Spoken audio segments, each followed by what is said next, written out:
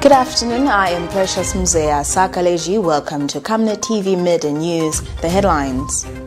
OCIDA comes under attack for wanting to help non-registered voters. Details coming through after this commercial. Hello, have you heard about Msika? Do you know that you can advertise for as low as 150 kwacha for 30 seconds? Well, Msika is here. Advertise on Msika between 17 hours and 18 hours. Just tell us about the services that you offer and we'll gladly put you on the market. For more details, you can contact +260 953 995099 +260 962 444 726 or +260 971 177 467. Msika, allowing your business to grow. And now the media news in detail. The Civic Forum of Housing and Habitat Zambia has called on authorities to take a proactive approach of addressing housing development in order to avert the challenges that have come as a result of unplanned settlement in Lusaka. Organization Executive Director Grace Mtonga notes that the challenge of flood experience in several parts of Lusaka, such as John Lane Compound, is largely due to poor planning.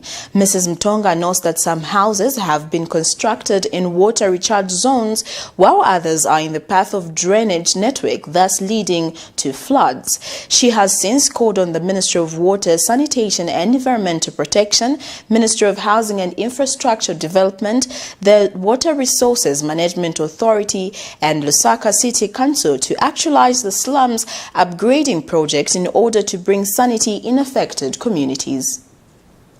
The question that begs answers is that, has there been enough commitment to address the issue of unplanned settlements? The city planners know the consequences of rural-urban migration, which include the devastating aspect of informal settlements, but lack of practical interventions remains an issue. Various administrations have attempted to address the issue of unplanned settlements, but there has been no political will, even as at now, as housing development is among 9 priority sectors despite its true importance to human dignity. According to experts, the quest to have access to land in Lusaka has forced people to occupy land in water recharge zones, thus disturbing the water table, while Wama remains toothless, and the people here are experiencing the consequences.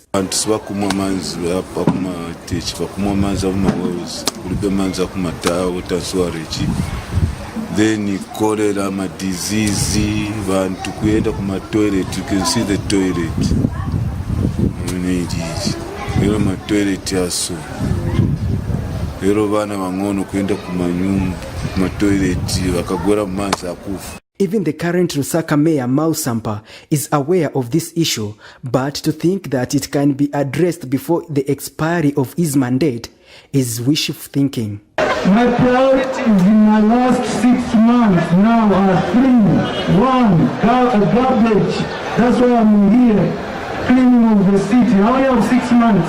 Then council have dissolved the parliament. 2, floods. Enough floods all over the city. Houses are submerging. It's because the city wasn't properly planned. Kanyama wasn't planned. Nothing to farm. So we can't chase them. That problem all over, we need over $1 billion to fix the problem of the flood. Beyond this rhetoric, it is in public domain that the Lusaka citywide slum upgrading and prevention strategy was developed about 6 years ago. According to the Lusaka City Council, the strategy was to gobble an estimated $500,000 or 3,500,000 kwacha. But is the Lusaka City Council in possession of these resources? Certainly not, due to competing needs amid limited resources. Civic Forum on Housing and Habitat Executive Director Grace Mtonga notes that upgrading slums requires concerted efforts among stakeholders to address. When you look at most of these informal settlements, they were called informal settlements because these were areas which were not designated for human settlement. When you look at the geographical positioning of Lusaka, Lusaka is actually a plateau. And being a plateau, it's a high flat land. So some of these areas where floods are so prone, these are low-lying areas of the city. In some of these areas, I would love to mention that most of them are actually marshlands. And because they are marshlands, they are not supposed to have human beings settle there. They're actually supposed to be some form of water recharge zones. However, it's because of the systems and the gaps in the way we've been implementing development as a country. The need to avert this disaster in Weten cannot be overemphasized. Patrick Soko, Camnet News in Lusaka. In other news, the civil society organizations have accused an association established by eminent persons such as former Lusaka Archbishop Telesfo Mpundu and others, calling itself our Civic Duty Association, OCIDA, of orchestrating conflict in the country's electoral system ahead of the 2021 general elections.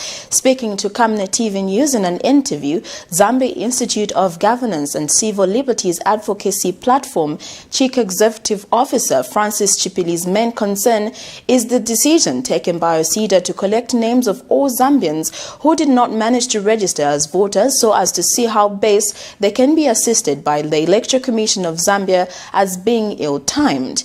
Mr. Chipili has urged the OCIDA leadership to respect the mandate of ECZ as opposed to bringing up attempts to sway it away from its established mandate of managing electoral matters. Last week, OCIDA submitted names for unregistered voters to ECZ with the hope that it will give chance to those people to be registered. Just when people thought the country has moved to the next level of the electoral process after the voter registration exercise was done, some organizations are bent on making sure that those that did not manage to be captured by the system for various reasons are captured in a special way. The voter registration exercise was done in 34 days, of which more than 7 million people were captured against a target of 8.4 million, representing 83.4% of the targeted voters. Our Civic Duty Association, OCIDA, last week submitted to ECZ a list of 195 eligible voters who failed to register as voters during the voter registration exercise with the hope that ECZ would register them.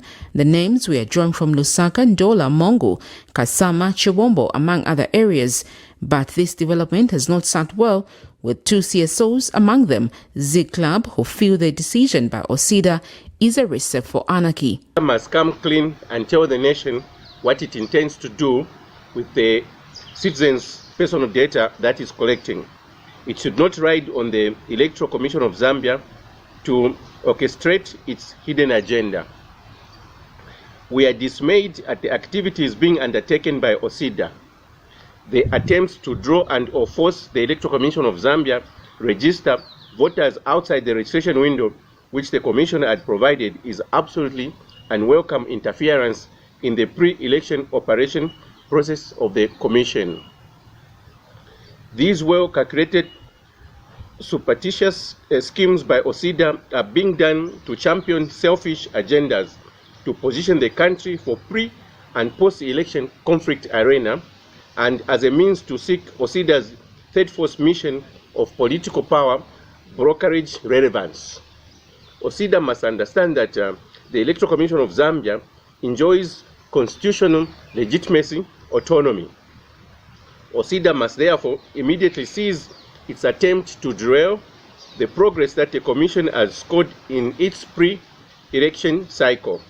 OCIDA should look for other useful citizens' engagements pursuits that can contribute to the overall harmonious election year atmosphere.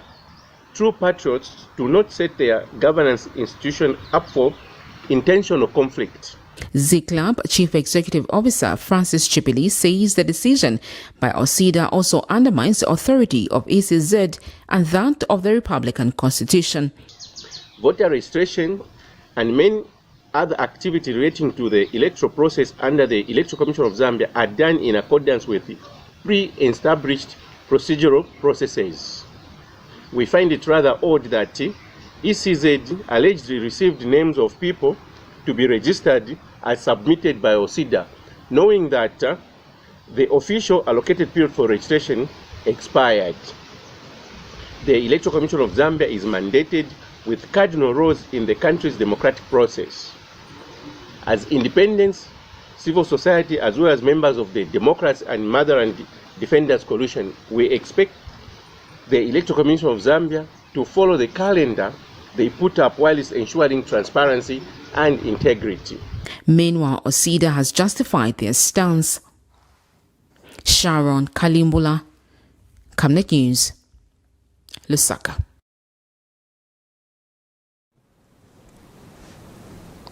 The Lusaka City Council has attributed delays in completing the construction of many civic centers within the city to financial constraints. Lusaka City Council Public Relations Manager George Sichimba has, however, expressed confidence that the first quarter of 2021 some centers will be finalized. Mr. Sichimba tells Camnet News that the Matero and Kanyama constituency mini civic centers are among those which are likely to be completed soon.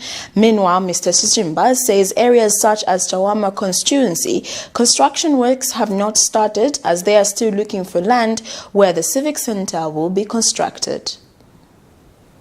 Last year we had a challenge in terms of finances. Our target was to complete them by last year, but we had a challenge in terms of finances due to a lot of negative effects of COVID-19, and also earlier on we had the gassing.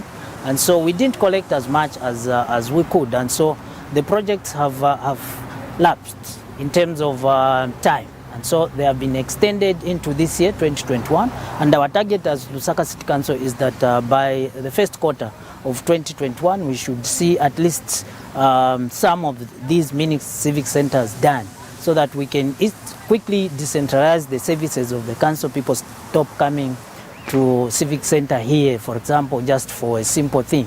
So we are looking into it that with all things being equal, by first quarter of this year, we should be done with at least 2 or 3 main civic centers. Which ones are at least that? The Kanyama one is at roughly, I think it's about 90%, and the one in Machero.